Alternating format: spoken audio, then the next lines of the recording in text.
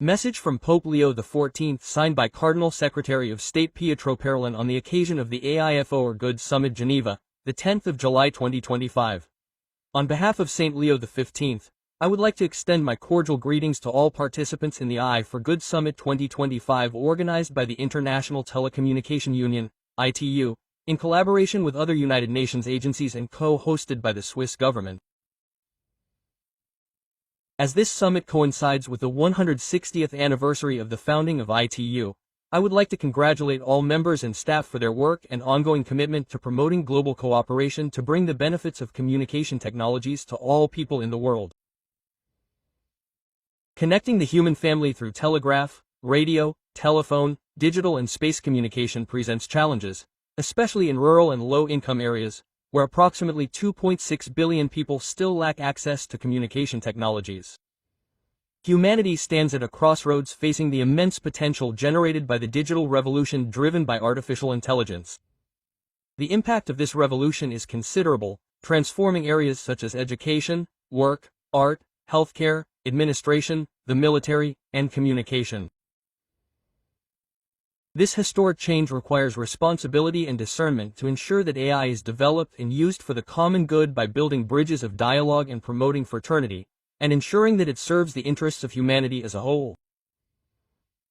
As Leah becomes capable of autonomously adapting to many situations by making purely technical choices based on algorithms, it is fundamental to consider its anthropological and ethical implications, the values at stake, and the obligations and regulatory frameworks needed to support these values. Indeed, even if it can simulate certain aspects of human reasoning and accomplish specific tasks with incredible speed and efficiency, it cannot reproduce moral discernment or the ability to form authentic relationships.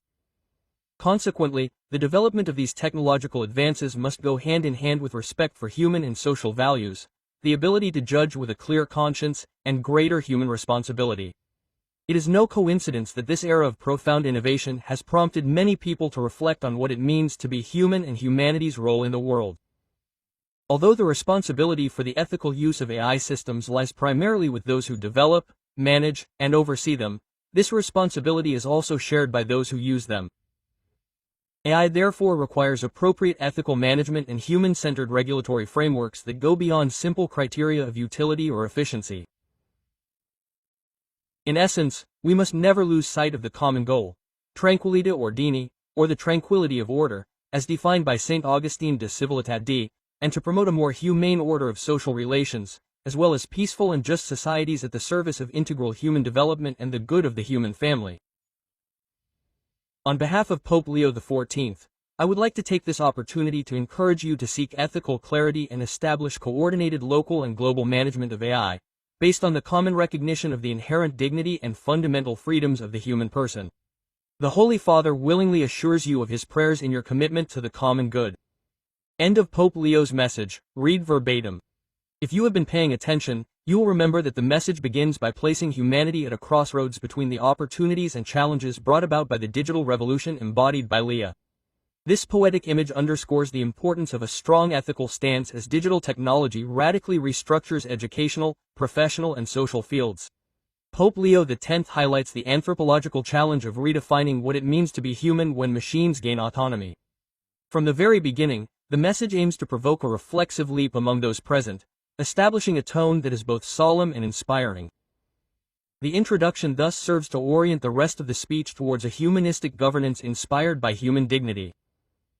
Emphasizing shared responsibility, the Pope recalls that not only developers but also users of AI are bound by a moral duty. This ethical co-responsibility broadens the scope of technical vigilance to include social and individual commitment.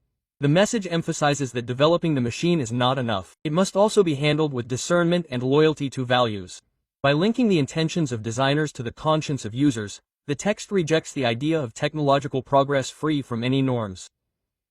It is thus a clear invitation to a culture of integrity and trust. The Pape calls for the development of ethical and regulatory governance frameworks, both local and global, placing the human person at the center. This imperative is not only political but anthropological. Everything must be designed and used in a way that respects fundamental freedoms.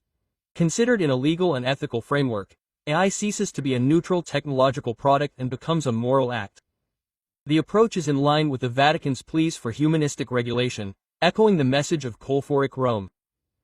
It is about anchoring innovation in a sustainable human horizon. The reference to Augustine's Tranquillite Ordini, peace founded on order, introduces a strategic socio-theological dimension. The idea is that the ass should serve true social harmony and not technocratic chaos. This theological illusion reminds us that technology is not an end in itself but a means at the service of peace, mutual aid and the social organism.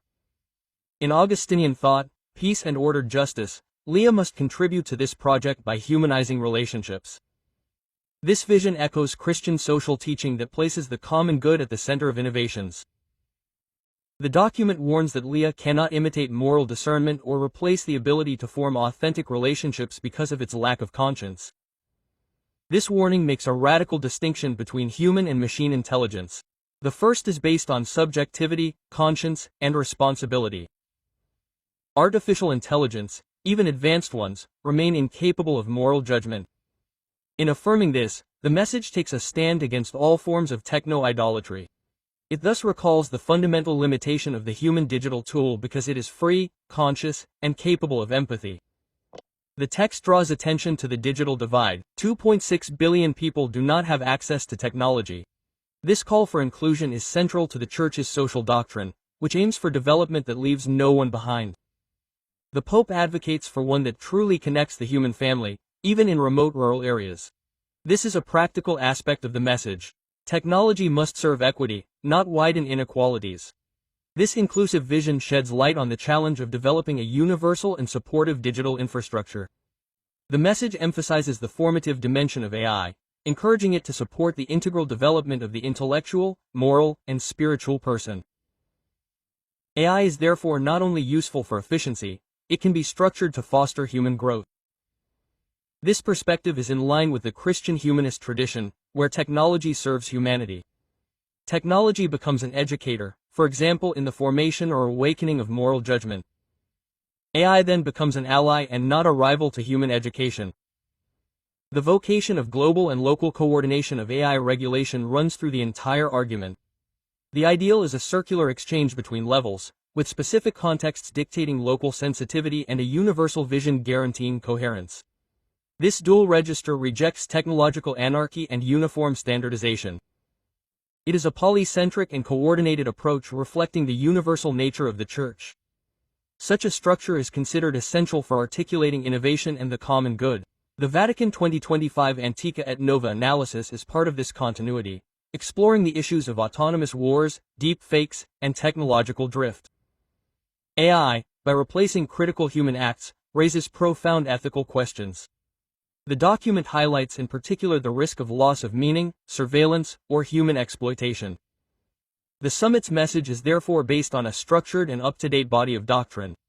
It allows the intervention to be rooted in a coherent trajectory that is already underway. The interaction between technology and the dignity of work recalls the legacy of Leo X, which was invoked by Pope Leo X. Leah is presented as a new industrial arena that could threaten the professional identity of individuals. The Pope therefore reaffirms the need to defend human work while enriching it and not supplanting it. This parallel emphasizes the continuity with the Christian social tradition. Leah must remain a tool at the service of man, not a substitute. The message emphasizes the need for ongoing discernment supported by personal moral intelligence. As such, human responsibility must remain active at each stage of the technological cycle. This stance excludes any passivity in the face of the machine. Leah thus becomes a catalyst for rediscovering human freedom and not a vector for manipulation or submission. It is a demanding path towards an active, conscious and creative ethic.